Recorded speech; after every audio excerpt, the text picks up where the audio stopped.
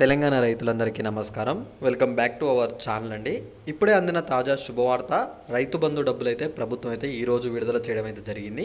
యాసంగి సీజన్ సంబంధించి రైతులు ఎవరైతే ఉన్నారో మీ అందరికైతే ఇక్కడ ఏదైతే రైతు భరోసా డబ్బులు ఉన్నాయో, రైతు బంధు డబ్బులు ఉన్నాయో మీ అందరి ఖాతాల్లో జమ చేయడం అయితే జరిగింది.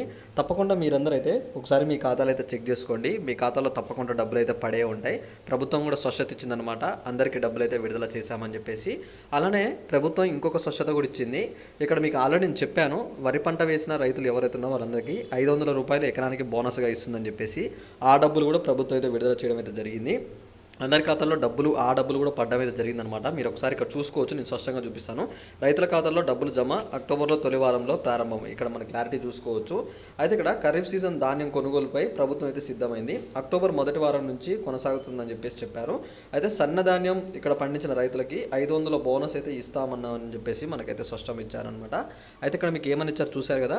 ఇక్కడ ఎవరైతే సన్నబియ్యం యాసంగి సీజన్ సంబంధించి ఇక్కడ సన్నబియ్యం వేసిన వాళ్ళు ఎవరైతే రైతులు ఉన్నారో వాళ్ళందరికీ ఎకరానికి 500 రూపాయల బోనస్ కూడా డబ్బులు అయితే ఇస్తామని చెప్పేసి ప్రభుత్వం అయితే స్పష్టత ఇచ్చిందనమాట.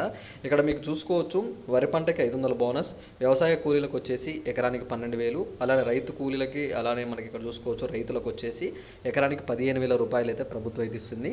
ఈ డబ్బులు అనేవి కూడా సాగు చేసే భూములకు మాత్రమే ప్రభుత్వం అయితే అందజేస్తుంది అనమాట. మీరు ఇది ఒకటి గమనించవచ్చు. ఒకవేళ మీ భూములు కనుక సాగు భూములు అయితే తప్పకుండా మీ ఖాతాల్లో డబ్బులు అయితే పడతాయి. మీరేం దిగులు చెందాల్సిన అవసరం లేదు. ఈరోజు మధ్యాహ్నం 2 గంటల లోపు మీ అందరి ఖాతాల్లో డబ్బులు అయితే పడతాయి.